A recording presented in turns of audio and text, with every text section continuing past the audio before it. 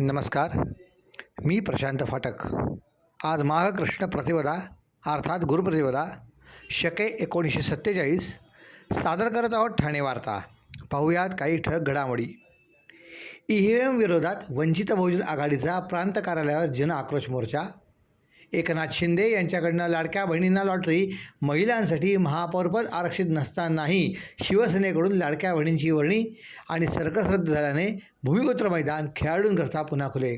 आमदार संजय केळकर यांच्या दणक्यानंतर खेळाडूंचा जल्लोष. आम्हाला फेसबुक आणि यूट्यूबवर फॉलो करायला विसरू नका.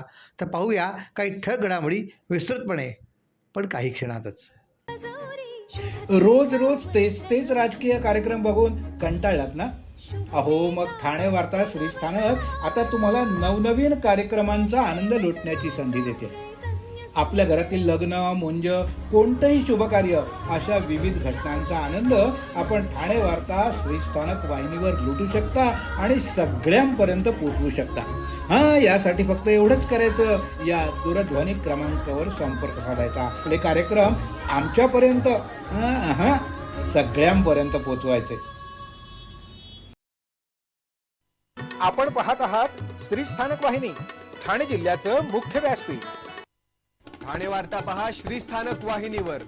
आता सकाळी 9:15 पासून रात्री 9:15 पर्यंत ठाणे वार्ता, ठाण्यातील पहिलं दृकश्राव्य माध्यम.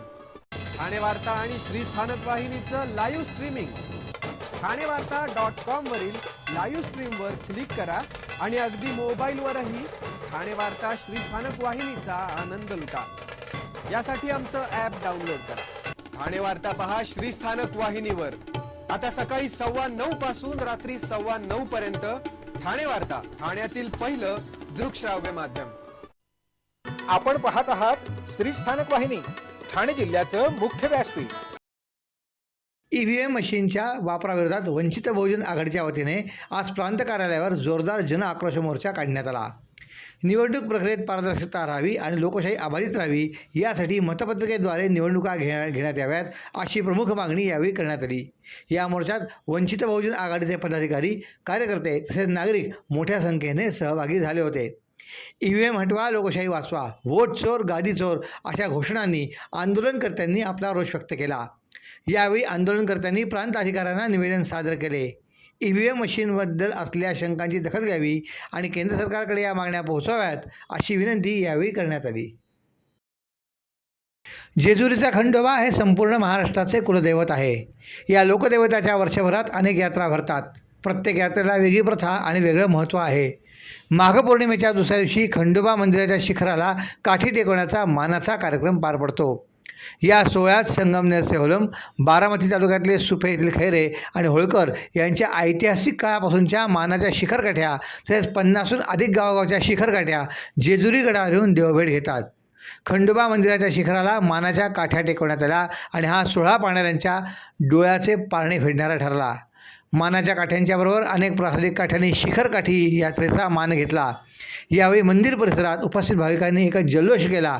वाद्यांच्या गजरात महापालिका निवडणूक पार पडल्यानंतर आता महापौर निवडीची प्रक्रिया सर्व ठिकाणी सुरू असून ठाणे जिल्ह्यातल्या महत्त्वाच्या असलेल्या ठाणे, कल्याण, डोंबिवली आणि उल्हासनगर महापालिकेमध्ये यंदा अनपेक्षित पद्धतीने महिला राज येणार आहे. महापौरपदासाठी महिला आरक्षण नसतानाही शिवसेनेचे पक्षनेते आणि राज्याचे उपमुख्यमंत्री एकनाथ शिंदे यांनी पक्षातल्या लाडक्या बहिणींवर विश्वास दाखवला आहे. ठाण्यातून शर्मिला पिंपळकर गायकवाड, कल्याण डोंबिवलीत हर्षाली थवेल चौधरी आणि उल्हासनगर येथे अश्विनी निकम यांची महापौरपदी वर्णी लागणार आहे. लाडक्या बहिणींनी शिवसेनेला भरभरून प्रतिसाद दिला आहे. त्यामुळे महापौरपद देताना लाडक्या बहिणींनाच प्राधान्य द्यावे अशी आग्रही भूमिका खासदार डॉक्टर श्रीकांत शिंदे यांनी घेतली होती. त्यावर एकनाथ शिंदे यांनी शिक्कामोर्तब केले आहे. त्यामुळे ठाणे जिल्ह्यातल्या महत्त्वाच्या महापालिकांवर आता महिला राज दिसणार आहे. महिलांसाठी पद आरक्षित नसताना त्यांना हे पद मिळण्याची ही महापालिकांच्या इतिहासातली पहिलीच वेळ आहे. ठाणे, कल्याण, डोंबिवली आणि उल्हासनगर महापालिकेमध्ये महायुतीचाच महापौर होणार हे निकालातून स्पष्ट झाले होते. त्यामुळे निकालानंतर शिवसेना कुणाच्या नावावर शिक्कामोर्तब होणार याबद्दल नेते आणि कार्यकर्त्यांमध्ये उत्सुकता होती. या तिन्ही ठिकाणची महापौरपदे महिलांसाठी आरक्षित झालेली नव्हती, त्यामुळे पुरुषांनाच हे संधी मिळेल अशी अटकळ बांधली होती. परंतु ती चुकीची ठरली आहे. उपमुख्यमंत्री एकनाथ शिंदे यांनी या तिन्ही महापालिकांची जबाबदारी आपल्या पक्षाच्या लाडक्या बहिणी असलेल्या महिला नगरसेविकांकडे सोपवली आहे. विशेष म्हणजे महापालिकांमध्ये महिला आरक्षण नसतानाही जाणीवपूर्वक हा निर्णय घेत महिलांना संधी देण्यात आली आहे.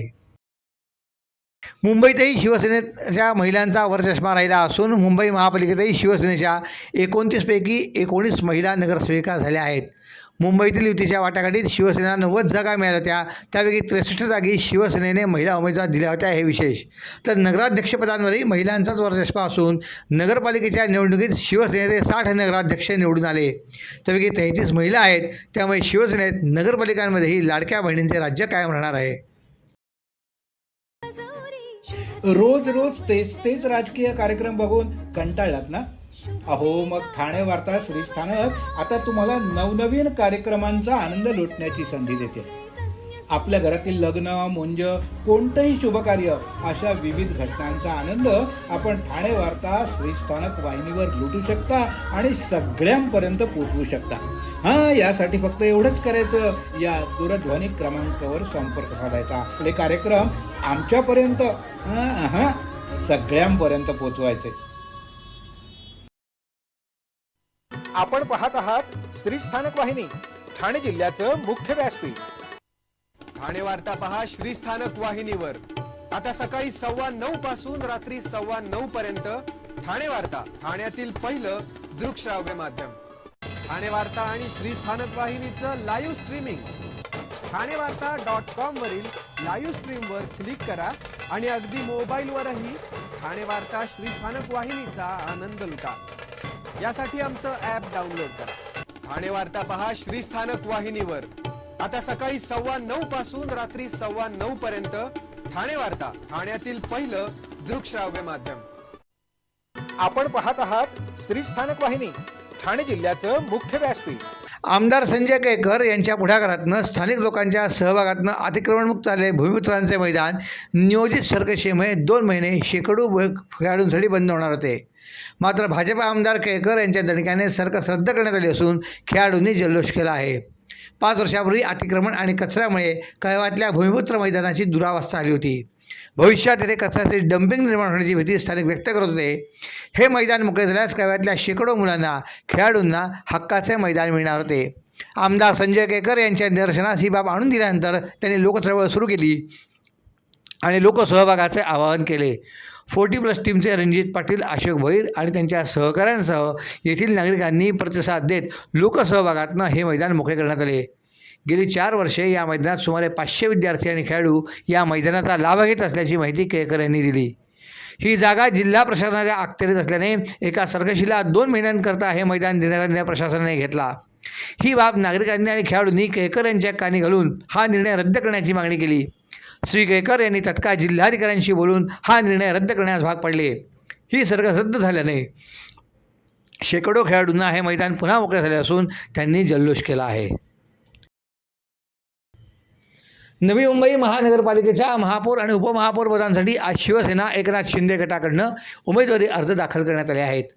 नवी मुंबई महानगरपालिकेचे महापौरपद महिलांकरता राखीव असल्याने शिवसेना एकनाथ शिंदे पक्षाच्या वतीने सरोज पाटील यांनी महापौरपदासाठी तर आकाश पाटील मढवी यांनी उपमहापौरपदासाठी अर्ज दाखल केला आहे.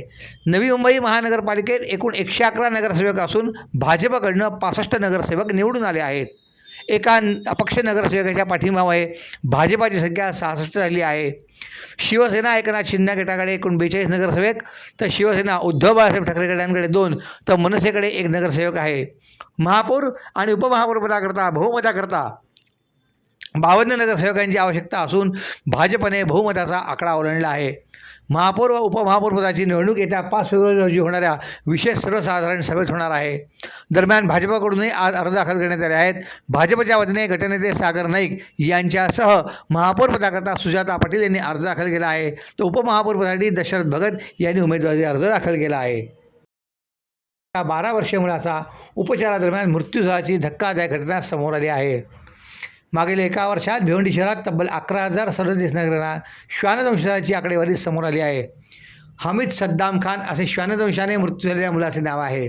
शहरातल्या ईदगाह परिसरात 10 जानेवारी रोजी घराबाहेर खेळत असताना भटक्या कुत्र्याने हमीद सद्दाम खान याच्यावर हल्ला करत त्या चेहऱ्यावर आणि मानेजवळ चावा घेतला. त्यानंतर हमीदला स्वर्गीय इंदिरा गांधी स्मृती रुग्णालयात वेळोवेळी दाखल करून उपचार करण्यात आले होते. त्यानंतर पुन्हा त्रास जाणवू लागल्याने 27 जानेवारी रोजी पालक हमीदला भिवंडीतल्या स्वर्गीय इंदिरा गांधी स्मृती रुग्णालयात घेऊन आले. तेथे प्राथमिक उपचार करून पुढील उपचाराकरता त्याला कस्तुरबा रुग्णालयात पाठवण्यात आले. मात्र उपचारादरम्यान 31 जानेवारी रोजी हमीद खान याची प्राणज्योत माळवली. या घटनेमुळे परिसरात हळहळ व्यक्त केली जात असून शहरातल्या भटक्या कुत्र्यांचा प्रश्न पुन्हा एकदा ऐरणीवर आला आहे. विशेष म्हणजे महापालिकेचे गेल्या 12 वर्षापासून बंद असलेले श्वान निर्विजीकरण केंद्र मागील वर्षी सुरू करण्यात आले असले तरी शहरात भटक्या कुत्र्यांची दहशत कायम आहे. उपजिल्हा रुग्णालयात श्वानदंशावरील प्रतिबंधक अँटी रेबीज लस वेळेत न मिळाल्यामुळे ही दुर्दैवी घटना घडल्याचा आरोप करण्यात येत आहे. या प्रकरणी जबाबदार असल्यावर कारवाई करण्याची मागणी शासनाकडे करण्यात येईल अशी माहिती आमदार रईस शेख यांनी दिली आहे. रोज रोज तेच राजकीय कार्यक्रम बघून कंटाळलात ना? अहो मग ठाणे वार्ता श्रीस्थानक आता तुम्हाला नवनवीन कार्यक्रमांचा आनंद लुटण्याची संधी देते. आपल्या घरातील लग्न, मुंज, कोणतंही शुभकार्य अशा विविध घटनांचा आनंद आपण ठाणे वार्ता श्रीस्थानक वाहिनीवर लुटू शकता आणि सगळ्यांपर्यंत पोहोचवू शकता. यासाठी फक्त एवढंच करायचं, या दूरध्वनी क्रमांकावर संपर्क साधायचा. आपले कार्यक्रम आमच्यापर्यंत सगळ्यांपर्यंत पोहोचवायचे. अहो, आपण आपलं घर स्वच्छ, सुंदर, नीटनेटकं ठेवतो ना, मग आपण आपल्या शहराच्या बाबतीत उदासीन का? आपलं शहर स्वच्छ, सुंदर आणि नीटनेटकं ठेवणं ही आपली जबाबदारी आहे, हो ना? मग उचला फोन आणि विना परवाना होर्डिंग्स, बॅनर्स कुठे दिसले तर 1800-222-108 या टोल फ्री क्रमांकावर कळवा किंवा 75069464155 या भ्रमणध्वनीद्वारे आपली तक्रार नोंदवा किंवा महापालिकेने तयार केलेल्या स्टार ग्रेड ॲप्लिकेशनद्वारे आपली तक्रार नोंदवा. त्याची दखल त्वरित घेतली जाईल. लक्षात घ्या, आपला छोटासा सहभाग आपलं शहर स्वच्छ, सुंदर आणि नीटनेटकं बनवू शकतो. जसं आपलं घर तसं आपलं ठाणे शहर. आपण आपले कार्यक्रम अथवा बातम्या आम्हाला ठाणेवार्ता@gmail.com या आमच्या ईमेलवर कळवू शकता. ठळक घडामोडी शेवटी पुन्हा एकदा. EVM विरोधात वंचित बहुजन आघाडीचा प्रांत कार्यालयावर जनआक्रोश मोर्चा. एकनाथ शिंदे यांच्याकडनं लाडक्या बहिणीला लॉटरी. महिलांकरता महापौरपद आरक्षित नसतानाही शिवसेनेकडनं लाडक्या बहिणींची वर्णी. आणि सर्कस रद्द झाल्याने भूमिपुत्र मैदान खेळाडूंकरता पुन्हा खुले. आमदार संजय केळकर यांच्या दणक्यानंतर खेळाडूंचा जल्लोष. या होत्या ठाणे वार्ता. आपली एखादी बातमी बघायची राहून गेली असेल तर आपण ठाणेवार्ता.in या आमच्या संकेतस्थळाला किंवा आमच्या फेसबुक पेज तसंच यूट्यूब चॅनलला अवश्य भेट द्या. तर पुन्हा भेटू पुढील बातमीपत्रात, फक्त श्रीस्थानक वाहिनीवर. धन्यवाद.